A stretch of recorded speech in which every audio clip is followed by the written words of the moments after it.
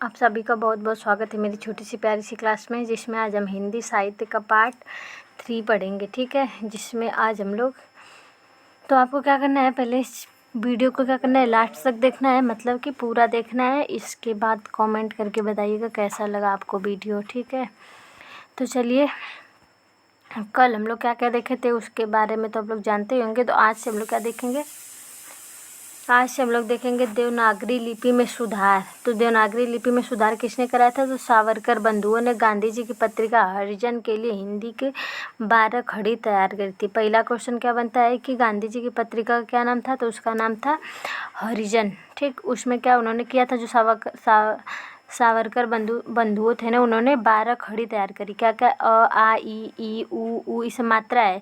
तो जैसे क, फिर आ का मतलब लग का, फिर की का मतलब लग जाएगा छोटी की, बड़ी का मतलब लग बड़ी की, ऊ कु, फिर के कै को कौ कंग अ। उसी तरह से डॉक्टर श्यामा सुंदर दास ने पंचमाक्षर के स्थान पर अनुस्वार का प्रयोग की सलाह दी थी। जैसे अंग, इय, ड, नम, नम, ये सब क्या है? न, म, ये सब क्या है?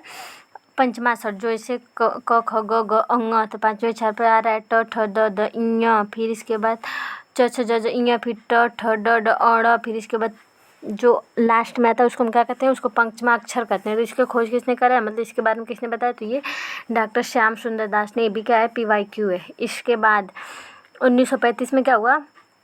1935 में नागरी लिपि सुधार समिति का गठन हुआ, जिसके सभापति कौन थे? तो गांधी जी, ये भी याद रखिएगा। इसके बाद 1945 में नागरी प्रचारणी सभा में नागरी लिपि सुधार समिति का गठन हुआ। कब? 1945 में। ये भी इम्पोर्टेंट है। फिर इसके बाद उत्तर प्रदेश सरकार ने 1947 में आचार्य नरेंद्र देव की अध्यक्षता में नागरी सुधार समिति का गठन किया था। इम्पोर्टेंट क्वेश्चन है कि क्या उत्तर प्रदेश सरकार ने 1947 में आचार्य नरेंद्र देव की अध्यक्षता में नागरी सुधार समिति का क्या किया? गठन किया। कब हुआ था? तो 1947 में। ठीक है, इसके बाद राजा शिव प्रसाद सितारे हिंद ने नुक्ता किस प्रयोग किया था? जैसे नुक्ता आगे लगता है क ख ग अंग ज फ, पांच वर्ड है, जिसमें क में, ख में, ग में, ज में, फ में क्या लगता है? नुक्ता लगता है। नुक्ता की खोज, मतलब नुक्ता के बारे में किसने बताया? तो डॉक्टर राजा शिव प्रसाद सितारे हिंद ने नुक्ता का सलाह दिया था। ठीक है, इसके बाद हिंदी क्या है? तो हिंदी एक राजभाषा है। और ये कब स्वीकृत किया गया था? तो 14 सितंबर 1949 को क्या किया था? स्वीकृत किया गया था राजभाषा को हिंदी के रूप में। इसीलिए इसको 14 सितंबर को क्या मनाया जाता है? हिंदी दिवस मनाया जाता है। ठीक है, इसके बाद विश्व हिंदी दिवस 10 जनवरी को मनाया जाता है। इसके बाद अंतर्राष्ट्रीय मातृभाषा दिवस तो 21 फरवरी को। इसके बाद हम लोग देखते हैं कि हमारे संविधान में जो भाषाएं हैं उसका उल्लेख कहाँ पे किया गया है, किस? तो ये हमारे संविधान में 8वीं अनुसूची में 22 भाषाओं का उल्लेख किया गया है। ठीक है, भाग 17 में क्या है? 22 भाषाओं का उल्लेख किया गया है। तो देखिए, मूल संविधान में पहले 14 भाषाएं थी। पहला कन्नड़, मलयालम, मराठी, गुजराती, हिंदी, बांग्ला, तमिल, तेलुगु, उड़िया, पंजाबी, संस्कृत, उर्दू, कश्मीरी, असमिया।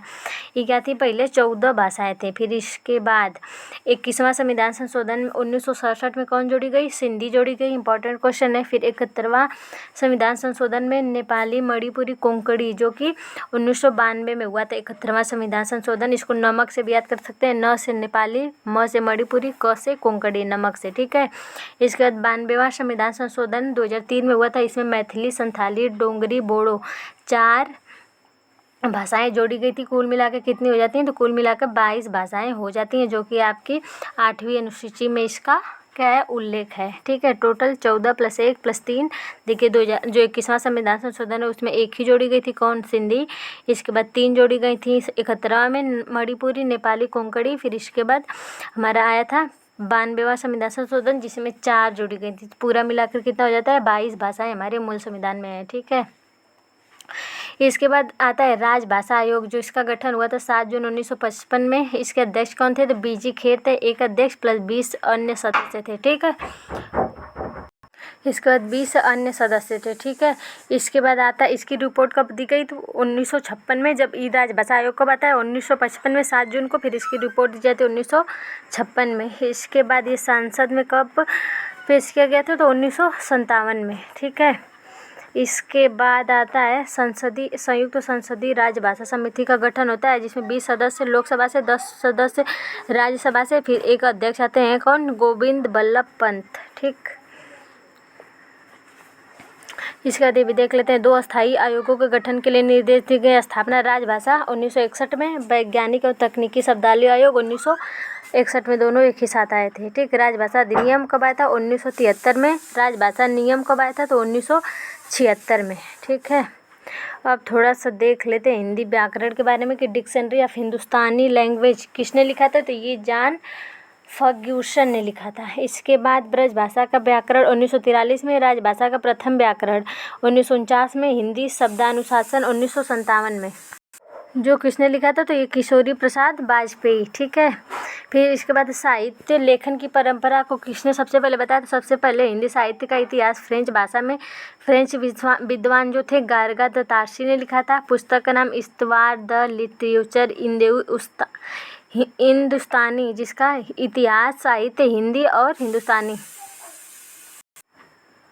जो गार्गा तारसी की पुस्तक का 3 भाग में प्रकाशन हुआ था, 1839 में, 1847 में, 1871 में, जिसमें कुल 738 कवियों का जिक्र होता है, जिसमें 72 हिंदी के कवि थे, बाकी उर्दू के थे। 72 थे, 72 निकाल देंगे तो जितने बचेंगे बाकी उर्दू के कवि थे। ठीक है, इसके बाद इसके बाद हिंदी साहित्य का दूसरा ग्रंथ लेके आते हैं शिव सिंह सेंगर, जिसका नाम था शिव सिंह सरोज के नाम से, जो कब आया था, 1883 में, जिसमें 838 कवियों का जिक्र हुआ था। इसके बाद फ्रेंच विद्वान जॉर्ज गियर्सन ने हिंदी साहित्य का इतिहास लाया था, the modern vernacular literature of Hindustani, Hindi साहित्य का वास्तविक ग्रंथ यानी पहला, जिसका अनुवाद किया था किसने, किशोरीलाल गुप्त ने 1957 में। इसके बाद एक और आता है मिश्र बंधुओं द्वारा मिश्र बंधु विनोद की रचना करी, जिसमें 3 थे, गणेश बिहारी, श्याम बिहारी और सुखदेव बिहारी। ठीक है, तो आज का हमारा वीडियो यहीं समाप्त होता है। Bye bye, take care. Video को लाइक करिएगा और हमारे चैनल को सब्सक्राइब करिएगा। हमारा चैनल का है Genius.102 और मिलेंगे हम कल नेक्स्ट टॉपिक के साथ। Bye bye, take care.